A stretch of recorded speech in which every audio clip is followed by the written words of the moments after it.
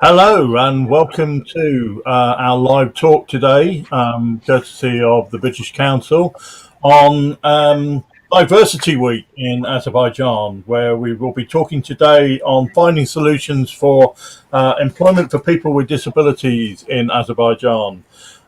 This is a culmination of a project that certainly I've been involved in for about 5 years.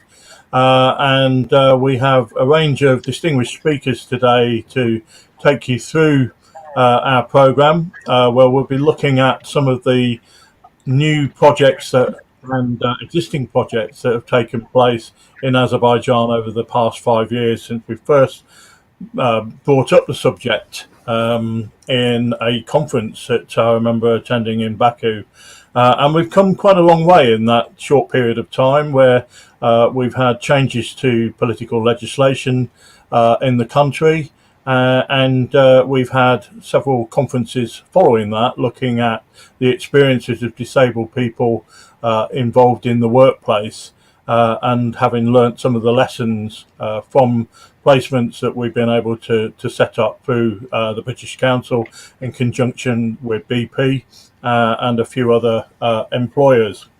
So to open up the conference today, I'm very pleased to welcome Her Majesty's Ambassador, Mr. James Sharp, from the British Embassy, and he's going to give us a brief overview of the topic from the from the point of view of the embassy's involvement within this project. So over to you, James. Oh, sorry. Before I forgot to mention something really important. This conference is actually being recorded. So if you are putting questions and things on the screen, you can put questions on the screen through Facebook. Just remember, this is open wider to the public, and those of you who are participating outside of the screen that you can now see, we are being recorded live, so just be aware of that. Okay, so sorry about that. Back over to you, James. Thank you very much, Mark, and welcome to everybody online today. Yesterday, of course, was the International Day of Persons with Disabilities, so I think that holding this meeting, this seminar, this workshop today is very apposite.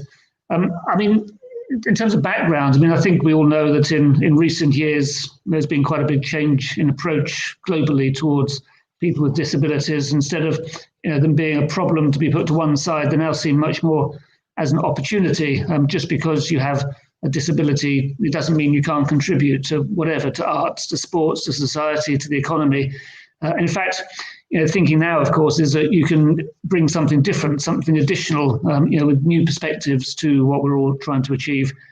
And in the UK, it's not just about disability. It's been a huge increasing focus on diversity and inclusion generally, of course, of which disability or persons with disability are one component. And here in Azerbaijan, I know that there was a law passed in 2018 on the rights of people with disabilities, which I think was a fantastic step. And I know that the Ministry of Labour and Social Protection put in a lot of effort, a lot of resources to supporting people with disabilities, and they've been a very valuable partner to all of us here. This is all excellent because I think we all agree that persons with disabilities should have full opportunities and choices to improve their quality of life and fulfil their potential, which is a key point, and be included as equal members of society. But of course, we all know there are still barriers for employment, and some of them are, may look like little things, which are the pavements. The pavements aren't set up for disabled people. Access to buildings, access to public transport is difficult or impossible. And as I say, it may seem like little things, but this is a massive thing if you have a disability. There are also inbuilt more systemic barriers, access to education from an early age, which of course then hinders your opportunities, hinders your ability to get qualifications. So you end up with lower qualifications and therefore less suited, less qualified for a job when you come to interview. And then because of these kind of systemic long-term barriers, it affects your internal motivation. So very much more difficult to motivate yourself to apply for jobs and sort of perform well at interview. And then there's still direct discrimination by employers. Sometimes it's because the employer just doesn't they just don't want anything to do with people with disabilities, or sometimes it's because it's just too much trouble to adapt the workplace for people with disabilities. So the question really, I think today, hopefully we're addressing, is how do you then eliminate, or at least in the short term, reduce those barriers? And that might mean access to education. It might mean improved access to cultural and government venues, for example, just make it easier for disabled people to get into buildings. Creating more opportunities for employment is an obvious one. And then just treating them as normal people, and engaging them and involving them in the discussion, in the decision-making process. And the timing of the conference, the seminar today, I think is highly relevant as well, because the conflict over Nagorno-Karabakh has just finished, or there's been a ceasefire at least. And we've just seen the figures for not just people killed, but people injured. So there were some injured and wounded and disabled people from the last conflict back in the 1990s, and now there will, of course, be a lot more coming home. So there's a real sense of patriotism and pride in what these people have achieved over the 6 weeks in September and October. But now is a question of how to treat them properly. And I think it's not just giving them sort of some money and subsistence and apartment to thank them, but it's also just making sure that they're able, as I say, to participate properly in society, in the economy, and sort of fulfill their wishes. It's make sure they're supported. It's all about, it's a phrase we use quite a lot, about build back better, to make sure we sort of do things even better as we come out of conflict, and as we come out of COVID as well. So in terms of the British government, as you mentioned, and what we're doing here in Azerbaijan, the Foreign Secretary really likes to talk a lot about the UK as a force for good. And so the themes we kind of try to focus on here in Azerbaijan are gender, climate change, and disability. And that's not just the British Embassy, but of course it's also the British Council, who do a hell of a lot of work on disability. And you mentioned BP, because we are working hand in hand with BP as the leading British company here on this enhancing employability for people with disabilities program. So we're really proud to be working that triumvirate, if you like, the embassy, the council, and British companies together. So the program, seminars, TV and radio programs, training, capacity building.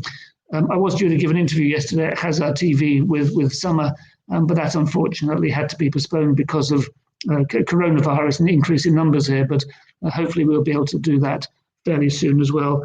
And we've also supported the Paralympics effort here, which I think they have some Paralympics champions, and so we've been proud to help train more Paralympians here. And we've just agreed to fund this web platform for enhancing employment opportunities for disabled people. And then there's all the British Council activities, the Unlimited programme, and then the recruitment, we've gone about recruitment of disabled people. So a whole range of things that we've collectively been doing here in Azerbaijan just to help. Mixture of tangible difference, making a tangible difference, and awareness raising. And I just hope today that this will be an opportunity to identify more opportunities, more ideas for how we can all collectively help people with disabilities. So I'll hand back to you, Mark, and thank you very much indeed for the opportunity.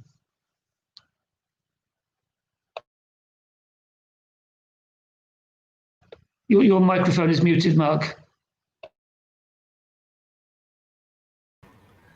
It's learning how to adapt to this new world, isn't it? I think that's become the set phrase for everybody around the planet. You're on mute. So it just shows even how, when you're quite experienced at doing this as well, that it can still catch you out. Thank you, James, for a really useful overview, because that's helped clarify quite a lot of the thinking, which is to do with the second slot, which was actually to hear from me a little bit about the UK experience and my involvement in this project so far, which, as I say, has been about 5 years. And it's very timely in the UK as well, because last November was the 25th anniversary of the Disability Discrimination Act in the UK. And this year is also the 10th anniversary of the Equalities Act. And so we've had an opportunity, those of us who work in this field over here, to really reflect on what's really happened in those 25 years and what's happened over the last 10 years, where we amalgamated a whole series of equality legislation into one place. And although we can say that we do have quite a good history of equality opportunities and disability improvement in the UK, we have recognised we've still got quite a way to go. But the steps that you're taking in Azerbaijan are very, very similar to the first steps that we encountered 25 years ago. And James mentioned many of those, which seem quite simple, but actually are major hazards for somebody with a disability. And one of the biggest ones of those is access. And I think last year, even though the legislation only came out in 2018 in Azerbaijan, we hosted a conference in an accessible hotel. Now, it was quite interesting that we've got a lovely accessible ramp, but it was made of marble, which is one of the most slippiest surfaces known to mankind to try and maneuver a wheelchair up to get into. Plus the turning angles of the ramp itself was actually not conducive to enabling a person self-propelling to get up that get up that ramp without help. And I suppose it comes into a theme which I did mention in a report that I was asked to produce for this particular project that was given to the ministry, who we'll hear from later on today. And that was that people with disabilities themselves need to be involved and encouraged to be involved in the planning of infrastructure, in the planning of new projects, and that some of the jobs we need to create to solve the solutions that are in front of us are actually by employing disabled people to be the advisors, to be the experts, because they are the experts in living a disabled life or a life with a disability. And one of the things that we have learnt in the UK is the importance of employing disabled people themselves in particularly government departments, on conferences. It's hugely improved access to communication, access to venues, access to information generally, and public transport as well. So there have been major changes, and I appreciate there were changes that had been made on my last visit exactly about a year ago, where there were some wonderful accessible buses that were around Baku.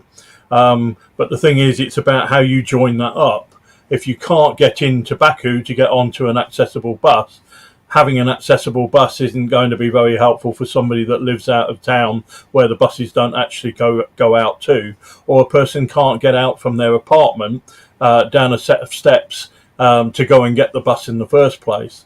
So, you know, we have to look at housing, we have to look at the infrastructure on a wider level than just employment, and actually look at starting from the disabled person themselves, looking at their journey to work, and what is required in order to make that journey smooth. Something that you and I would take for granted is that, you know, we have to get up for work in the morning, but we're able to get from A to B without difficulty.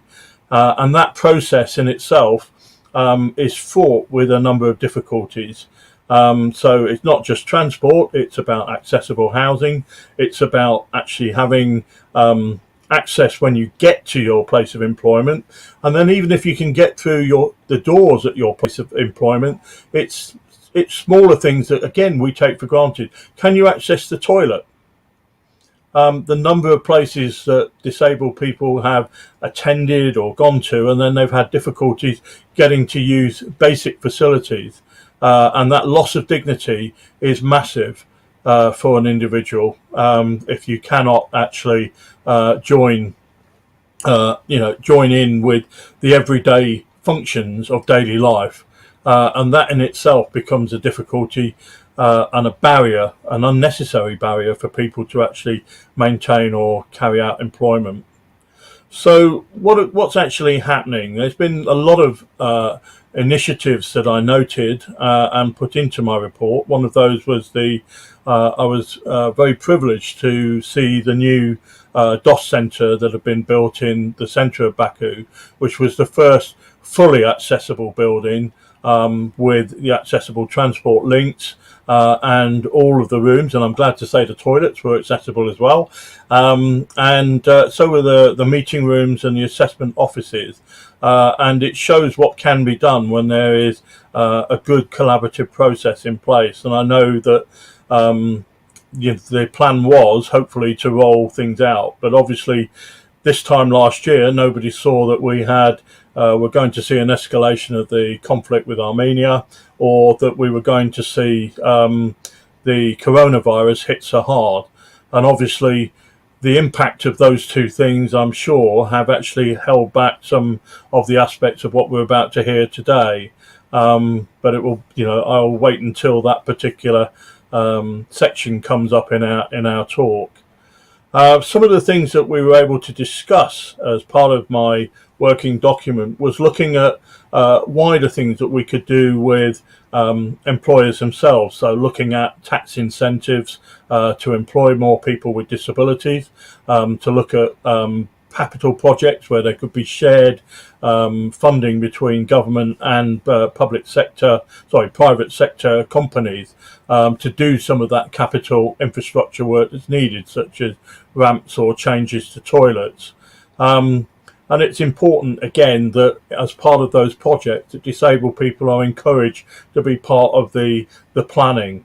And James has already alluded to a major part of what many disabled people who I met out on my visit was the need to look at the education system.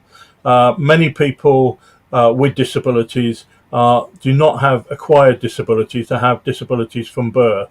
And as a result of that, can be discriminated in at the early stages by not getting to a school that's accessible. And in some parts of the country, there were still attitudes that prevail that people with disabilities were not able to be educated. And those beliefs and ideas need to change. And I think certainly the role of people like Paralympians and some of the disabled actors and actresses that I've met, need to be more prominent and in your media significantly more, so that the more that people can see disabled people doing everyday normal things, the more that will counter some of the stereotypical and difficult beliefs that people still hold about disabled people and about how much it's going to cost to change things. Some of the changes that we make, as we've learnt in the UK, are very, very simple, very, very cost effective, and enable people generally to be more productive, and that benefits everybody. And it's really important, again, that we consider that. I also was able to meet many disabled people in the national rehabilitation services that are in Baku, which primarily were giving people training in crafts to set up their own businesses. And I noted that one of the main drives of the employment program was to help people with disabilities to go into self-employment. And I've obviously become friends with some of those people who have developed these small bespoke craft companies where they've learnt their skills through the rehab service. And many of them were working in shopping malls around the country, but as very, very small businesses with almost market stalls. And I would be interested to hear how that coronavirus in particular has affected their access to enabling people to get funding or continue to exist with quite small margins. And we've mentioned already, as I say, the conflict of the last 2 months. And I did meet many veterans from the previous conflict as part of my work.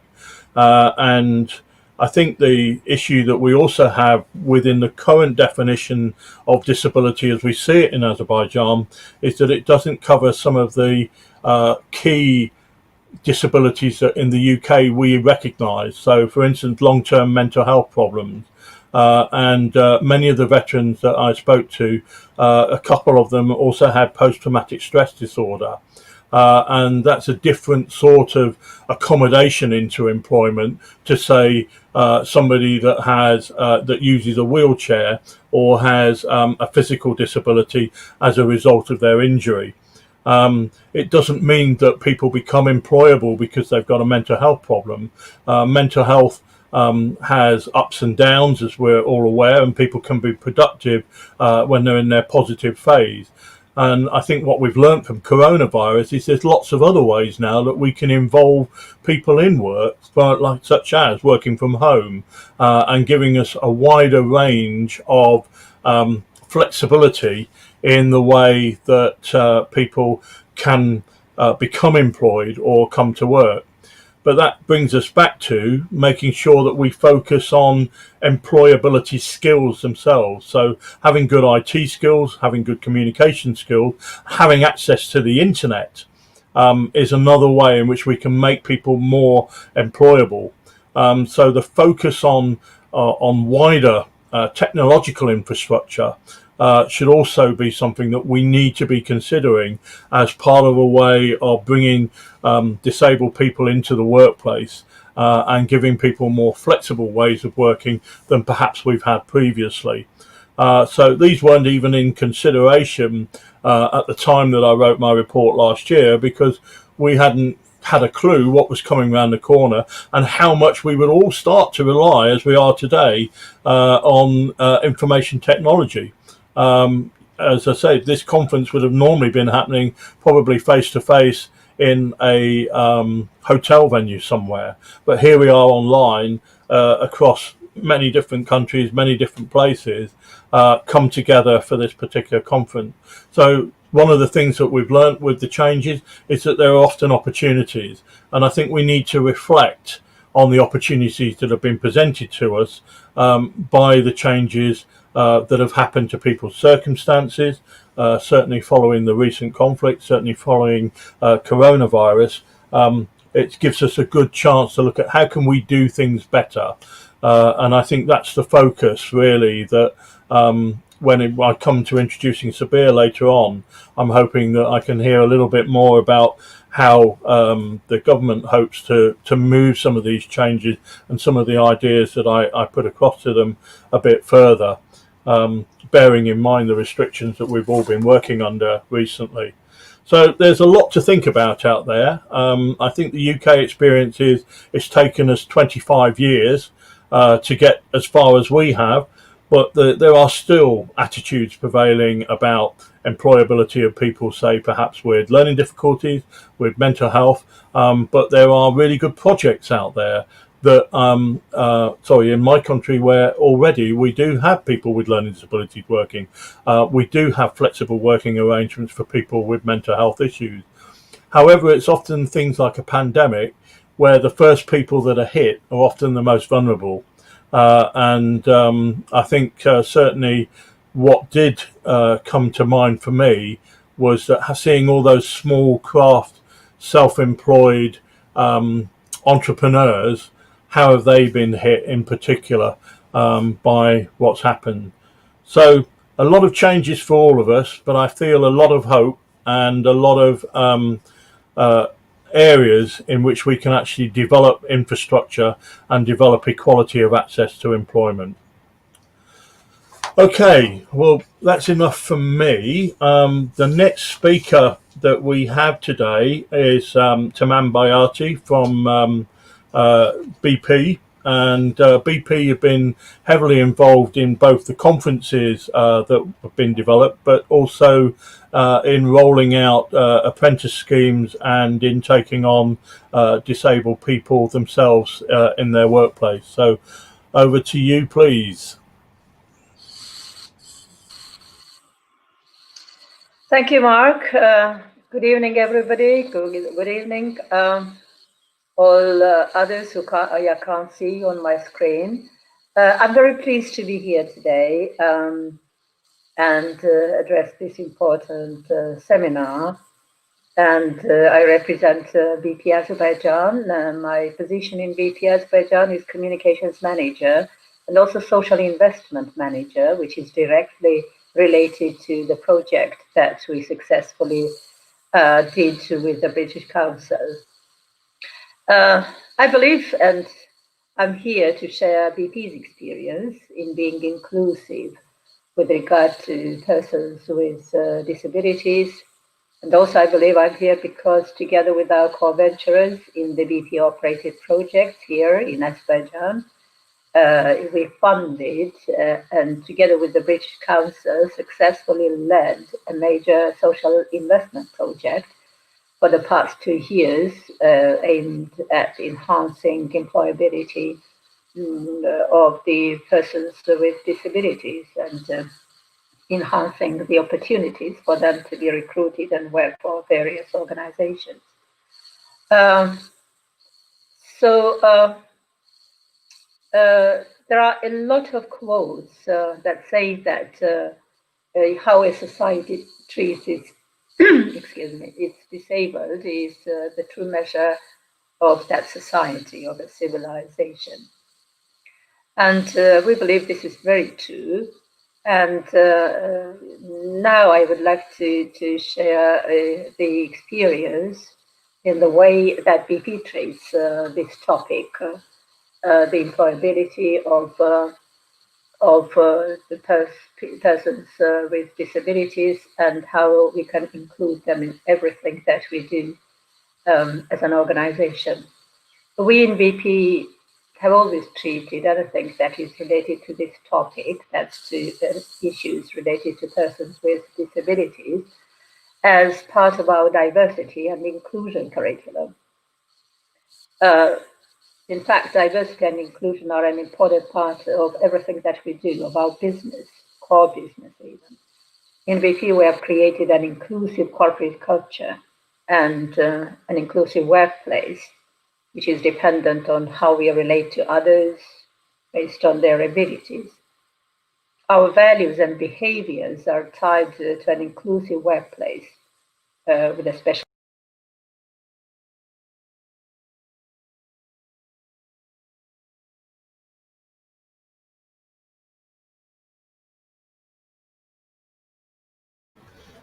Right, we seem to have lost our speaker all of a sudden. I'm not quite sure, with probably technical problems, as is always the case with an online conference like this.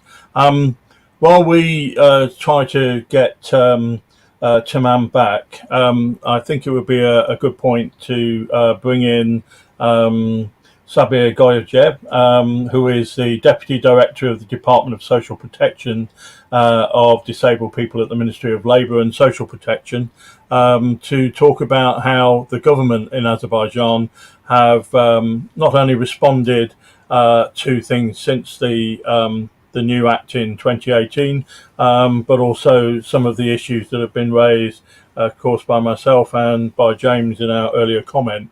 There are some interesting comments as well coming up online, which I will put at the end of this conversation, particularly one from Turkson Ahmad, which will be put on later on. So over to you, Sabir.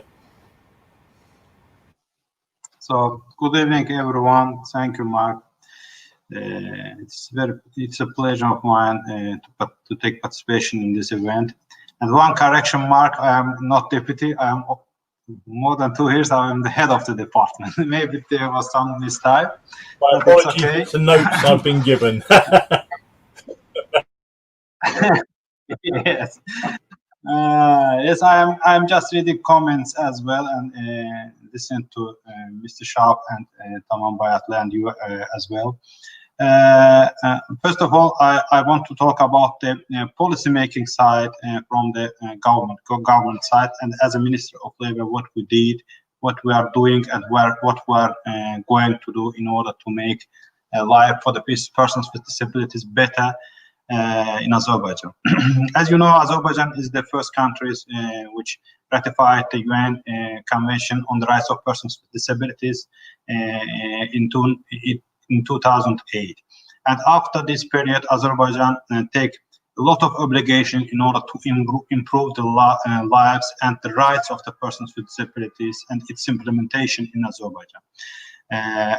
For me personally, I am in this field in the field of the rights of persons with disabilities and disability field more than 2 years and up to 3 years. And I can say that looking for the back right now, we can see that we did a lot of, first of all, in the changing of legislation and taking and bringing it in line with the convention CRPD. As you mentioned, in 2018, we approved, our parliament approved new law, and arising from that law, there was up to 20 legislation acts which have to be approved. Last year, when you were in Azerbaijan, when we met, there was a lot of documents which were on draft at that time, but right now we can say that some of them already approved. Azerbaijan last year, when you were in Baku, finished and submitted to the committee of the UN the third and the second and third simplified report on the implementation of CRPD, and a lot of things has been done, and now a lot of legislation documents has been provided to government in order to bring our legislation in line with the CRPD. And most of them are very important from the point of the attitudes and notions as well. There is our one big legislation document which is under consideration of the government right now, which is regarding to changing the notions in our legislation, which is not in line with the convention, and most of the people with disabilities all over the world do not like that types of notions as well. And Azerbaijan did a lot of things in order to make the changes, big changes in the lives of the persons with disabilities. And one of these fields is the employment. And the Minister of Labor is the key stakeholder in the government for creating these solutions in order to make the employability of the persons with disabilities in good numbers, as you say. We have a lot of tools, and we are preparing and working on a lot of other tools in order to make the persons with disabilities to stay in the labor market, or to take back them into the labor market as well. You know, one of these tools is the quota system, which is being implemented by government a lot of years, but it is not so effective because it is the obligatory system, and it obligates the employers to employ some persons with disabilities. But starting this year, our public employment service agency started to implement a new solution. It is the subsidizing of salary with the private sector in order to cover some expenses of the salaries of the persons with disabilities. And we are already started to make this process, and we are working on the suggestion to cover some expenses of the private sector and other employers regarding the reasonable accommodation and other expenses regarding the accessibility as well. But as we mentioned, and I am seeing from the comments that working for the employability of the persons with disabilities, it is the one job. But most of the time when we met, even with the British Council, when we meet with the private sector, with companies, they said that they are ready to employ some persons with disabilities, but they need some qualification for their side. They need education and qualification, and this is the main issue. And lots of a few comments say that education is the key principle. As Mr. Shah indicated, it is very important. And for this purpose, our Minister of the Education, together with the UNICEF, they are working on the special government program, which is approved 2 years ago. It is about the increasing the inclusive education in Azerbaijan. There is, I can say, there is already a lot of schools in Baku with inclusive education, where the children with disabilities study together with children without disabilities in one classroom. This is already covers only disabilities with the physical disabilities, not mental. But for the first period, we think that it will be easy for the adaptation of teachers of the programs, education programs as well. It will be easy to start with in this way, and the program will end in 2024, and we are very hopeful that we will cover all the country with inclusive education. It is one very important for us. And Mark said, when we met with Mark, and he mentioned it again, that what we are doing right now in UK, it was in 25 years ago. We are only on the start of the way, and Azerbaijan Ministry of Labor tries to coordinate all the government agencies and other stakeholders to take participation in the implementation of CRPD obligations as well in Azerbaijan.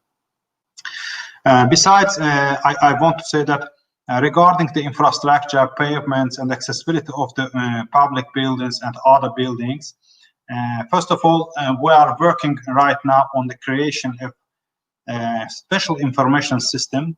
It is the registry about the persons with disability. We are working on creating a database regarding the disability, all the information which is collected and processes in the different government organization. And after, I think it will be very helpful for the government policymakers and other people when they are working with the persons with disabilities, because right now we have some information systems and databases, but it is not complete yet. We are working hard on it.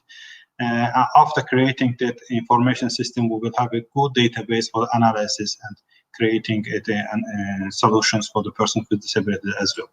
And another problem about the infrastructure, accessibility, marble pavements and ramps, which Mark said that unfortunately, yes, there is a problem with the some standards from the legislation side, because when we started to look for this problem, we find out that there is no special standards or guidelines as a legislation act which is obligates the infrastructures or construction companies to get some rules regarding the standards regarding the accessibility measures.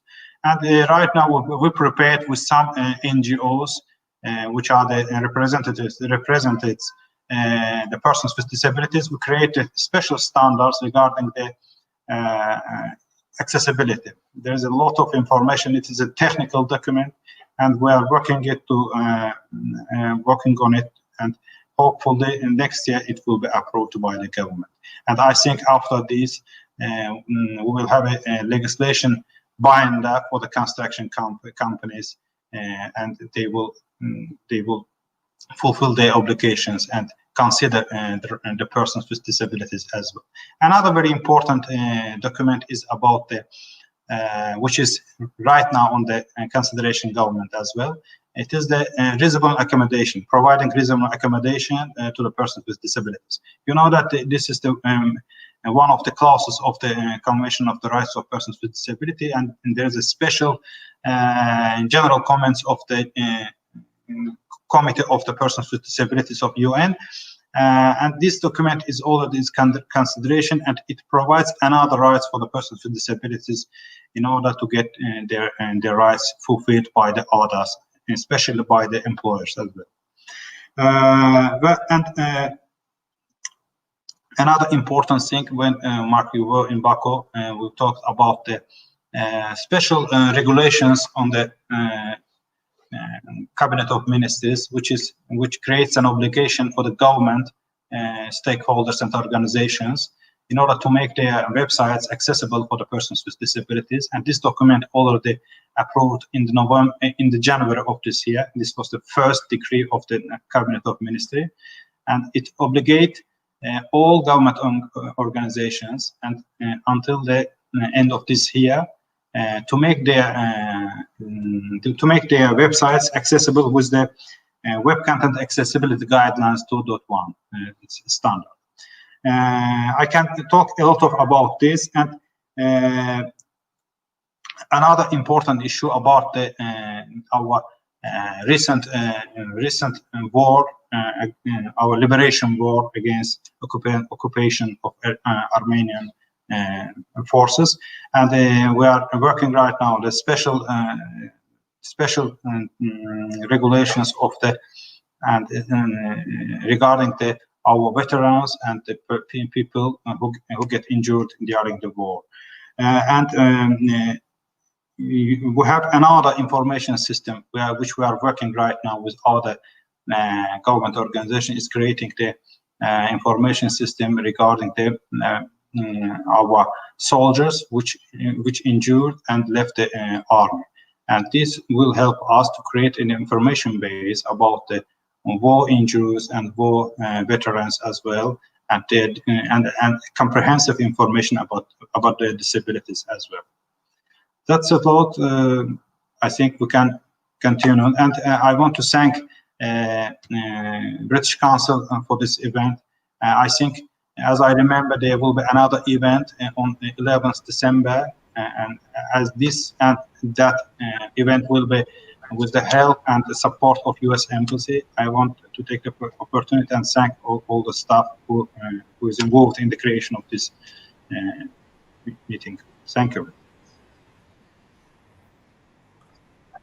Thank you, Sabir. You've saved me a job there too. That was an announcement I was going to put on the end there. But yeah, I think it is important that this is one of two events, and as you say, on the 11th of December, there is another event that's being hosted by the US Embassy on this subject too. So please join us for that. Sabir, that was very helpful to see that even with a number of the difficulties that the country's faced over this year, that some progress has been made. And I know it's really, really important that it's a joined up approach of government, because a lot of it was falling on your department in particular. But it is important that it is joined up into education, into healthcare, and as you say, at the presidential cabinet level, because this is about everyone and not just one department. So I'm heartened to hear there's been some initiatives working cross government. Well, I'm glad to say we've managed to get Timam back. I think there must have been internet difficulties. So if you would like to come back, and then we'll finish after you with Emin's own personal experience of being part of our Enhancing Employability project. So Timam, if you'd like to come back to us. Continue. Yeah, continue with pleasure. Oh, I'm sorry, I was dropped off by internet connection. That wasn't my fault. And I continued until a colleague called saying that we can't hear you. So I think I stopped when I was sharing BP experience in treating people with disabilities and how we manage this issue. Is that right? Yes, that was the case. Yeah. Okay. Although I don't think I could see your shared screen, so I think it was if you were able.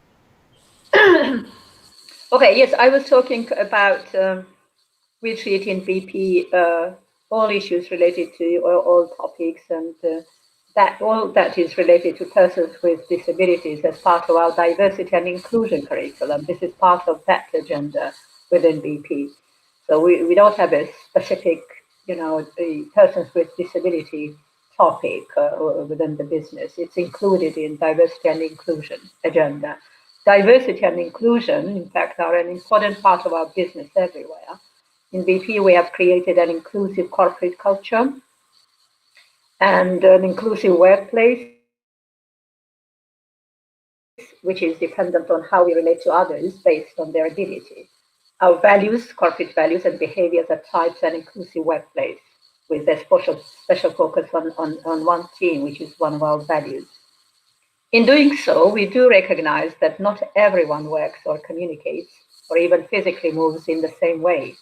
We value each other's contributions, and we respectfully solicit information about how to best help everyone participate fully in what we do. We understand that success depends on the contributions from everyone. We remain flexible and consider alternative ways of working to enhance inclusion, and we will never stop doing this. We believe this is the right culture that fosters inclusive attitudes and behaviors. Just one example is that when inviting someone to a meeting or event, rather than referring to special needs, excuse me, we ask people if they have any special requirements. We use phrases like, do you need us to do anything to ensure you can play a full part in this meeting? Or let us know what we can do to make the room fully accessible to you. Or another example is that we have an employee assistance program, which is free, confidential, and independent advice and practical support to help people manage issues that are worrying them at work or at home. Well, this is the VP experience of treating anything that is related to persons with disabilities that I wanted to share with you. It's now about creating employment opportunities, how we can help people with disabilities to find jobs. We believe that we can make most of the existing opportunities accessible to persons with disabilities, among others. And we, as a company, have made great progress in helping to break down barriers related to visible and invisible disabilities, long-term illnesses, and injuries. So, however, we don't believe that the progress that we have made is enough. There is always more to do. And every single person has a role to play in creating a culture, a workplace where everyone has the opportunity to thrive. We as a company work to attract, motivate, develop, and retain the best talent from the diversity the world offers. Our ability to be competitive and to thrive globally depends on it. We believe success comes from the energy of our people through living our values, which are 5: safety, respect, excellence, courage, and one team. We create an inclusive working environment where everyone can make a difference and give their best. So as a company, we have always tried to be a great employer. We are a global company and aim for a workforce that is representative of the societies in which we operate. And in this context, I'm proud to say that here in Azerbaijan, we currently have 15 colleagues with various disabilities working for BP permanently. In addition, as I said above, for the past 2 years, we have funded together with our co-venturers and with the British Council, for which we are thankful to British Council, a capacity building program, which we hope will continue to enhance employment opportunities for over 200 participants in the program. The project had a very interesting program, and it aimed to develop the participants' skills and capabilities through trainings and other specialized activities. The project also provided psychological counseling sessions, and based on the success of the first year, BP and co-ventures decided to continue supporting this program, and we went into the second year. And in the second year, the program was expanded in order to further enhance employment opportunities. And we decided to provide special crafts and vocational skills and knowledge to the participants. And within the project, participants completed soft skills, computer and English language training, and job-specific trainings. Specifically for that project, BP in Azerbaijan in 2019 developed a special work placement program and provided 9 participants in our phase 1 project to engage in our international working environment here in Baku, in our headquarters, and practicing their new skills, learnings from experienced staff of BP, and to practice their learnings from the program. In addition, in the second year, out of 95 participants, The second year is this year, 2020. We selected 6 participants to engage with our staff in our international working environment, and this is up to 6 months work placement.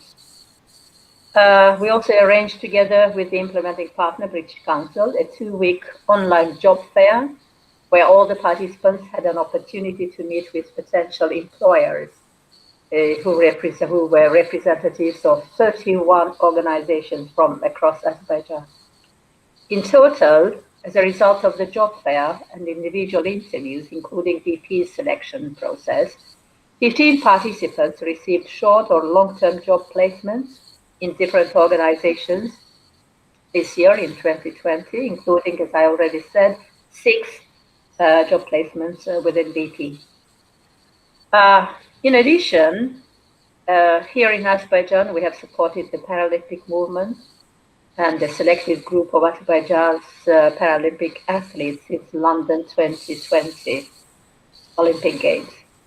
Among these Paralympic athletes, there are such celebrity names as Ilham Zakiev, Olohan Musayev, Oleg Panyutin, and we're pleased that we are still continuing supporting the Paralympic movement into the next year's games in Japan. And if those happen next year, if the pandemic allows the games to happen. And we continue to support the Paralympic athletes selected group in their preparations for the next year's games. So wow. these projects. Well, I'm going to have to cut you short because we're limited on time today. But it does sound like there's a very diverse range of projects beyond some of the work that you've done, and I'm really pleased to see BP still up there promoting opportunities for people in the workplace. Well, it gives me great pleasure for our final to give the floor over to our final speaker of this session today, and that is Emin Maharami. Maharami. Yeah, I think I've said it right. Emin is one of the people who've actually come through the Enhancing Employability's project with the British Council, and he's going to tell us a bit about his experience directly. So over to you, Emin. You're on mute. No, you're still muted. You need to turn your microphone on. Thank you. Okay. Can you hear me, Phil? Perfect. Okay. Great. Further to your speech, further to your talking, I would like to thank you, both of you, to give great information about the project. First of all, as far as you know, I am one of the participants as well as the alumnus of the project organized by BP, and it's great support with the great support of its partners called Enhancing Employability Skills of People with Disabilities. Here, within this project, around 100 participants attended in this project. They received three courses: English language, IT, information and technology, and specialization like accounting, HRM, human resource management, logistics, as well as SMM. And at the end of this project, participants as well as alumni were awarded with the certificate, with achievement certificate as well as participation certificates. Now, let's continue with my next speech. I would like to split my speech into 3 phases, into 3 sections. First one is, what did participants gain? What did participants obtain from this project, as well as what project gave them? Second one is, what kind of obstacles, what kind of challenge the participants, people with disabled group faced during the pandemic, during the COVID-19, as well as lockdown. Then third one is, how did they overcome these obstacles? How did they get on well with this situation? From the first part, what did participants gain? What did participants obtained? I would like to emphasize that from this project, every participant gained amazing things, and as well as wonderful, unforgettable experiences, like new friends, access to professional connection within the oil, gas, IT, as well as other fields, in terms of extending their network and as well as horizon. One of the another things they obtained from this project is that they have chance to communicate with the BP staffs as well as their professional guests, and at the end they have chance to gain references as well as recommendation from these professional connection from these professional staffs. Next one is what did participants gained? Marginal knowledge as well as actual skills, practical skills, I mean, to apply on the real experience, real practical issues. Next one is that what kind of obstacles, what kind of challenge the participants face during the pandemic. You know, from the beginning of this pandemic, every person experienced distance learning and know how to use this distance learning and what is the result, what is the advantage of this distance learning. One of them is that distance learning's advantage is that save the people, the how to say, the citizen resources as well as time, budget, energy, and etc. And you know, everything has advantage and disadvantage. Disadvantage is that related to their internet connection. You know, somebody experienced internet unstable, unfixed internet speed, and as well as internet connection. You know, it's weaker than face-to-face education. From this distance learning, you know, it's weaker than face-to-face education at the university hall or at the university classes. And what are the obstacles challenge participants face? This regarding to the rare meeting with their relatives, with their friends, as well as. And other issue is that what the participants faced. Some of them, most of them has handmade products, and they produce their products, and at the end they sell their handmade products. Due to the lower demand during this pandemic, they have difficulties to sell these products, these handmade products, on the online platform or offline platform, you know. How did they overcome these obstacles? First one is they tried to protect their hygienic health, and also wear masks, keep distance, avoid the crowded spaces, as well as sharing their resources, their internet or other resources, to overcome these obstacles. Now, I would like to continue with the real cases, what participant mentioned, what the participant experienced. You know, the disabled person, people educated, and they receive education from the universities, and at the end of this education, they when they graduate from the university, when they graduate the university, and you go to the employer to be hired by employer, and it seems that after graduation, when during applying to the announced job, they have difficulties to be hired by the employers due to their employers' perception to the people with disabled. You know, some employer hesitate to hire wheelchair man.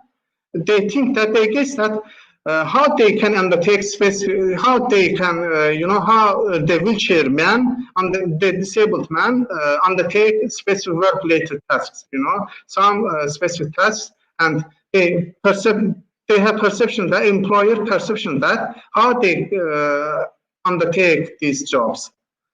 As well as, as Tamam Khanam mentioned, that there exist, and also Mr. Gozaev mentioned that there exists some movement barrier, not having enough sufficient pavement for the disabled people. And as you, Mark, as you emphasized, there is not enough ergonomy environment for the people with disabilities, like basic facilities like desk, toilet, or etc. In Azerbaijan or in the world. I think that it's enough. That's all. I try to deliver what the participants, what the people with disability think, what is their feedback about the pandemic situation. That's all. Thank you. Yeah. Thank you, Emin. That was very, very helpful to get your perspective on things. And you have covered a number of the issues that I see have come up on the comments as well. A frequent comment that is coming up, I've just got time to take a couple of the comments before we close today's session. And while we've got all the panel here, you know, this is something that has been a running thread, which is about really about the lack of meaningful employment rates for disabled people in Azerbaijan. Some of that seems to be linked into further education and having university education. I think the comments coming up on the screen here. Are there any sort of novel suggestions that might consequently solve this issue? I mean, I think it's kind of linked into what we were saying generally, that actually education starts right at the beginning, and I suppose also within here, we also need to consider that teachers need to be trained in special needs very, very early on to get that inclusion, so that disabled people are included all the way through the education process, not fragmented as it seems to be at the moment. I don't know if there's any other comments that our panel want to make on this at the moment. Sabir? No? Yeah, I think the comments were really about that the employment rates are different because people don't have access to higher education. But I was saying that generally I feel that there's a need to get the whole education process right, but I don't know if anyone wants to add to that.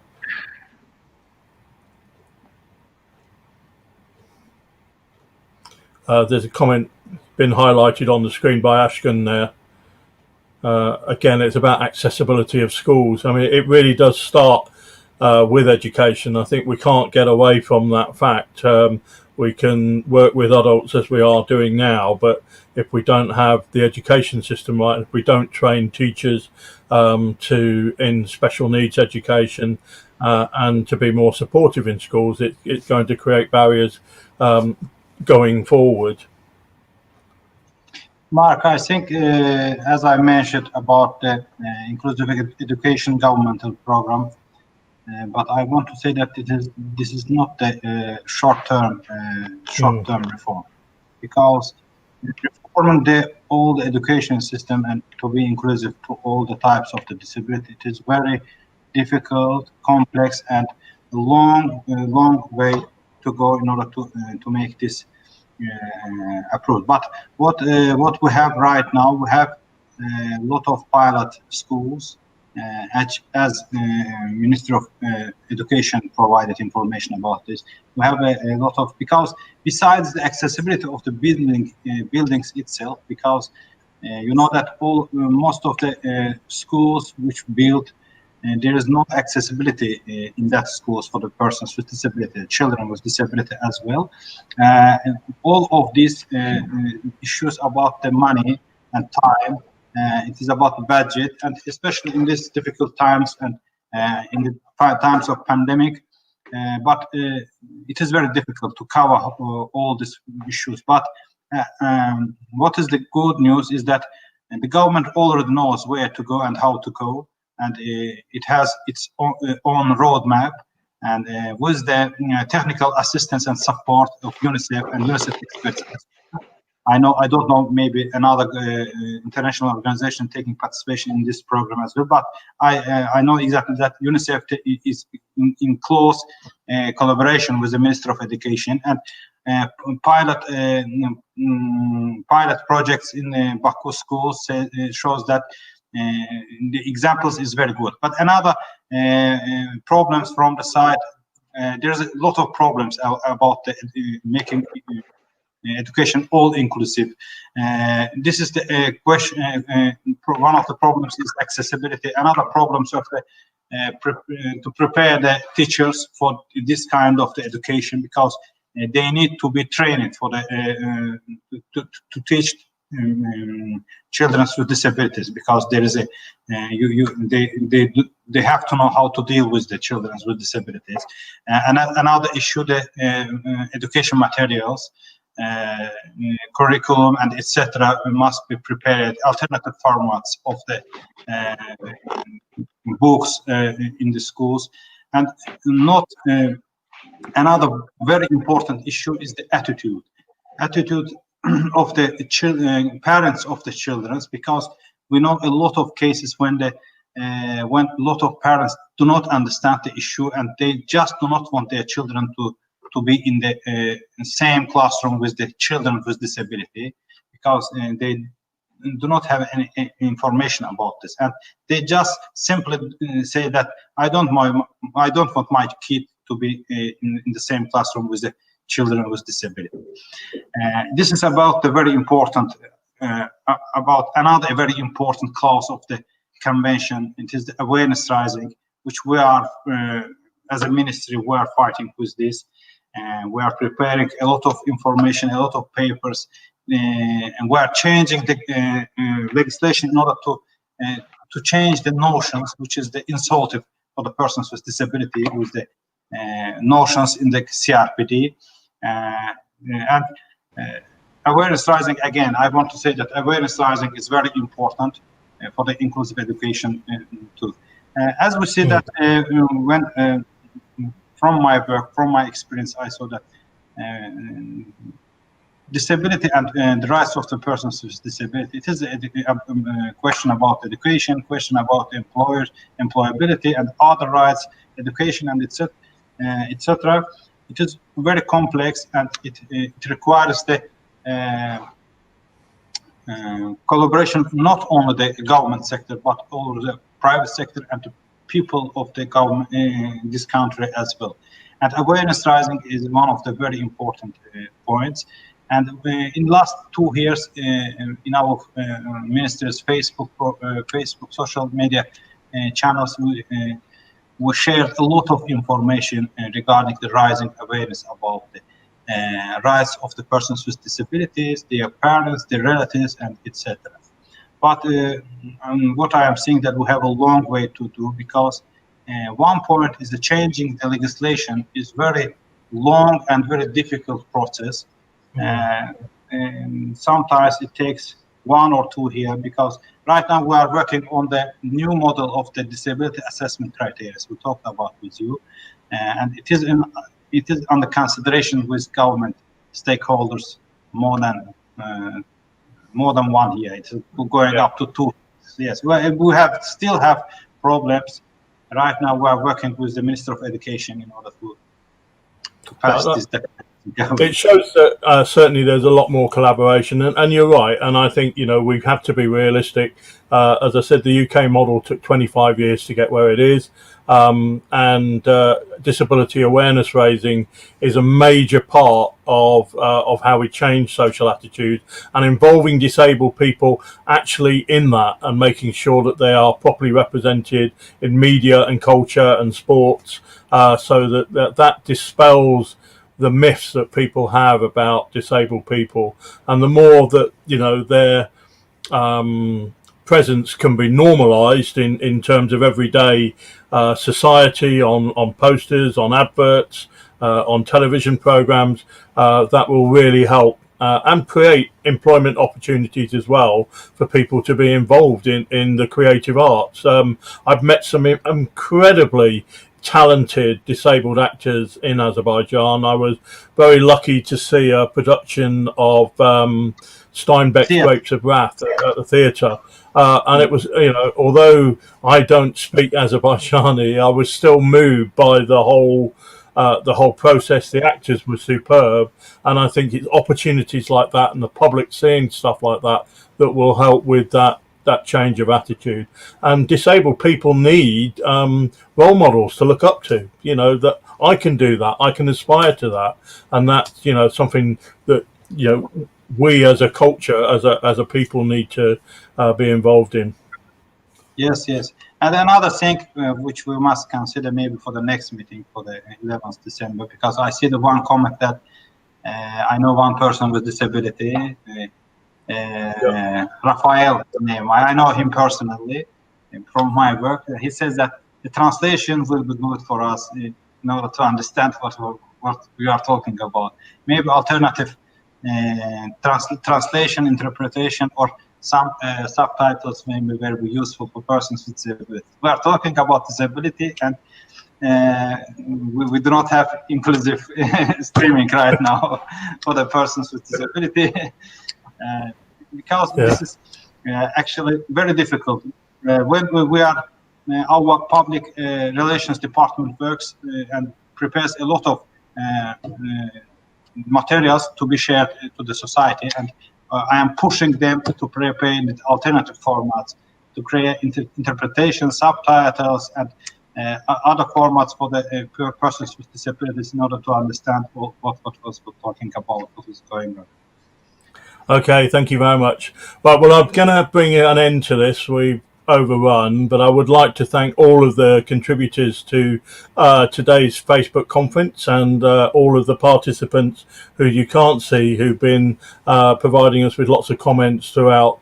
Thanks you everybody for your participation today on what I think has been a very interesting and inspiring hour and a quarter, and I wish you all the best with keeping moving that agenda forward, and I'm looking forward to discussions in Azerbaijan again on football, Chelsea and Liverpool in particular, to my colleagues here, but thank you ever so much, Emin, Tamam, Sabir and James, for your input today, and thank you very much. Thank you. Thank you. Thank you. Thank you. Bye-bye.